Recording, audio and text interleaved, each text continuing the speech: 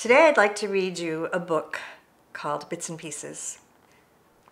It's about my old cat, Tinky. He's 20 years old. He's deaf and senile. And it's his story. So here we go, Bits and Pieces, written by me, Judy Schachner. For a cat, Tink was an odd duck. Perhaps it was because he was raised by a granny man. Or maybe it was because his brain was the size of a frozen pea. There's the pea. No matter, his family loved their boy to bits. Tickle his tummy. One time, when he and his sisters were quite young, they peeked into each one of his little brown ears, and do you know what they saw? They saw each other. And this explained a lot, such as their cat's eating habits.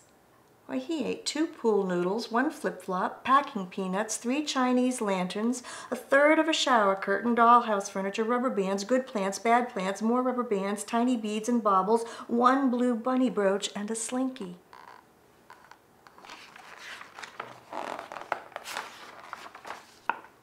After months of sneaking these kinds of snacks, Tink teetered into the kitchen and tipped over, and no amount of coaxing could put their boy back on his paws.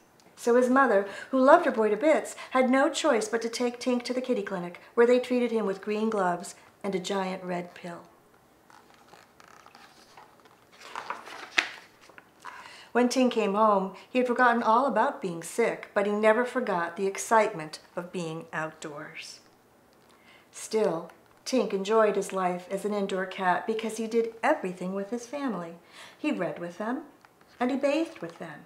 He worked with them, and he played with them.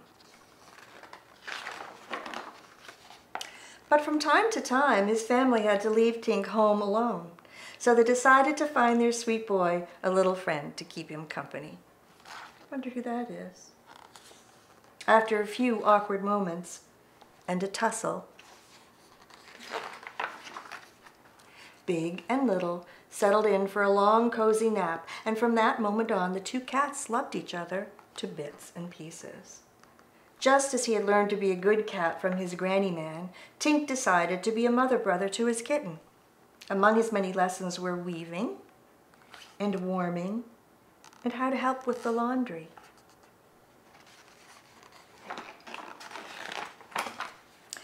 Though his experience was limited, Tink's best lessons were all about the great outdoors.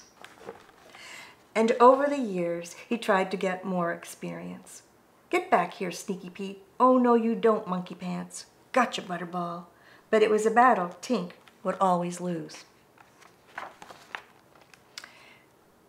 And on his way to becoming a very old cat, Tink would lose many more things. Most of his hearing, a few pounds, and all of his common sense. So that's why on his 20th birthday, Tink licked a stick of butter, then slipped unnoticed out the front door while his father brought in the newspaper. For the first time in his life, Tink was an outdoor cat, and it felt intoxicating. He strolled past 2 barking dogs and 3 squawking crows. Then Tink wove his way through a thick stand of bamboo until he met the moon on the other side. "I'm going home now," announced the old boy. Or so he thought, because after a night of wandering, Tink woke up confused and hungry inside the middle of an old rubber tire, and sitting on the floor right next to him was a plate of fresh pink salmon. A block away, 2 little girls were studying a poster about a lost cat. The poster said, "Lost cat, Tink, last seen licking a stick of butter." "Hey," said Maya, "isn't that the cat in the Walker's garage?" "Yep," said Allie, "it sure is." Then off they flew like 2 feathers in the wind. But right around the corner and 2 streets down, the cat stranger was beginning to cause a real commotion. Where did he come from? He came from the tire.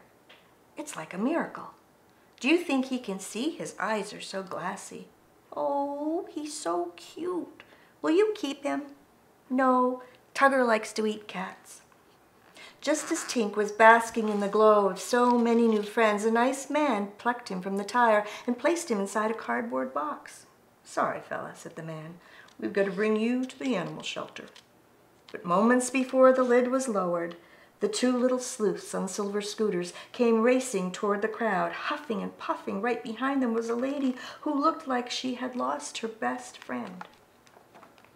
We found her, shouted the girls, dropping their scooters. Found who? Someone shouted. Tink's mother, of course, replied the girls. It's another miracle, declared a child. Well, it wasn't a miracle, but to the lady who loved her boy to bits and pieces, it sure felt like one. Over in the box, Tink sat as still as a stick until he looked up and saw two sweet girls who reminded him of his own sisters. Come on, cutie pie, said Allie. You're going home, said Maya. Then as both girls gently lifted the old boy up for one last kiss, they couldn't help but see into Tink's soft brown ears. And do you know what they saw? They saw each other. The end. A true story.